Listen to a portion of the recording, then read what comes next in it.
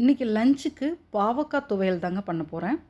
இந்த பாவக்காய் துவையல் உப்பு, புளிப்பு, காரம், இனிப்பு, கசப்பு எல்லாம் சேர்ந்த மாதிரி சாப்பிட்றதுக்கு ரொம்பவே நல்லாயிருக்குங்க. பாவக்காயை ஒன்று எடுத்து நல்லா கழுவிட்டு நான் 2ஆக கட் பண்ணி வச்சுருக்கேங்க. அந்த பாவக்காயை சின்ன சின்னதாக கட் பண்ணிக்கிறேன். இது ரொம்ப பிஞ்சு பாவக்காய்ன்றதால இதில் சீட்ஸ் எதுவுமே இல்லை. பாவக்காயை இதை மாதிரி பொடியாக கட் பண்ணிக்கோங்க. அப்போ தான் நல்லா சீக்கிரமாக வதங்கும் பாவக்காய் எண்ணெயில் வதக்கும் போது. துவையல் பண்ணுறதுக்காக நான் இப்போ ஒரு பேன் வச்சுருக்கேன். பேனை சூடு பண்ணிவிட்டு நான் 1 ஸ்பூன் எண்ணெய் விட்டுக்கிறேன். கடலெண்ணெய் தாங்க விட்டுக்கிறேன் நான். கூடவே ஒரு 7 காஞ்ச மிளகா போட்டுக்கிறேன். 1 ஸ்பூன் அளவுக்கு உளுந்து போட்டுக்கிறேன் நான். 2த்தையும் சேர்த்து நல்லா வறுத்து எடுத்துக்கலாம்.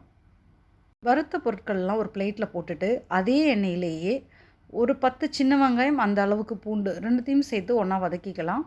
பூண்டு வெங்காயம் நல்லா வதங்கினதும் கொஞ்சமாக ஜீரகம் சேர்த்து வதக்கிக்கலாம். வெங்காயம் நல்லா வதங்கினா தாங்க இந்த துவையல் நல்லாயிருக்கும்.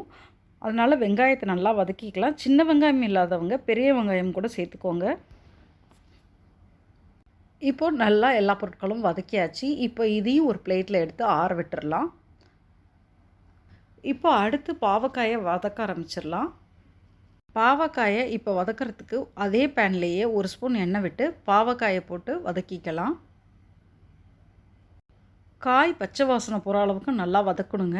இப்போது இந்த பாவக்காயில் நான் கொஞ்சமாக உப்பு சேர்த்துக்கிறேன். இந்த துவையலுக்கு தேவையான உப்பையும் சேர்த்துடுறேன். இந்த பாவக்காயில் கொஞ்சமாக மஞ்சப்பொடி சேர்த்தா துவையல் ரொம்ப வாசனையாக இருக்குங்க. கொஞ்சமாக மஞ்சப்பொடி சேர்த்து பாவக்காயில் வதக்கிக்கலாம்.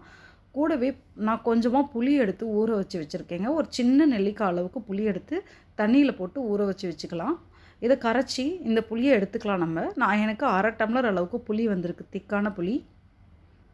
நல்லா வதங்கின பாவக்காயில் இந்த புளி தண்ணியை போட்டுட்டு நல்லா பாவக்காயை கிண்டி விட்டுட்டு நம்ம அடுப்பு ஸ்லோ ஃப்ளேமில் வச்சு மூடி வச்சிடலாம். பாவக்காய் வேகிறதுக்குள்ளே மசாலா அரைச்சிடலாங்க. இந்த மிளகாயும் உளுத்தப்பருப்பையும் மிக்ஸி ஜாரில் போட்டு அரைச்சிக்கிட்டேன். அடுத்து வெங்காயம் பூண்டையும் சேர்த்து அரைச்சிக்கிறேன். இது மாதிரி நல்லா துவையல் பதத்துக்கு வந்ததும் நல்லா வதக்கின பாவக்காயையும் போட்டு அது கூட அரைச்சிக்கலாம். நான் பெருங்காயம் கடைசியில் தாங்க சேர்த்தேன் இந்த துவையலுக்கு. பெருங்காயம் வேணும்னா இப்போயே பாவக்காயில் கொஞ்சமாக ஒரு துளி சேர்த்துக்கோங்க. பெருங்காயம் போட்டால் துவையல் ரொம்ப வாசனையாக இருக்கும். நல்லா வதக்கின பாவக்காயை ஆல்ரெடி அரைச்ச துவையலோட சேர்த்து இப்போ அரைச்சிடலாம். தண்ணி ஊற்ற வேணாங்க, தண்ணியும் தெளிக்க வேண்டாம். பாவக்காயில் இருக்கிற தண்ணியே போதும். இப்போ சூப்பராக துவையல் ரெடி ஆகிடுச்சு. இந்த பதத்துக்கு அரைச்சிக்கிட்டா போதும் துவையலை. இந்த துவையலுக்கு ஒரு தாளிப்பு போட்டுடலாம். நான் பேனில் நல்லா தாராளமாக ஒரு 2 ஸ்பூன் எண்ணெய் விட்டுருக்கேன். கடுகு போட்டு தாளிச்சிக்கிறேன். இந்த துவையலுக்கு இன்னும் டேஸ்ட் இன்க்ரீஸ் பண்ணுறதுக்கு கொஞ்சமாக பூண்டு பல், கருவேப்பிலை போட்டு நல்லா வதக்கிக்கலாம்.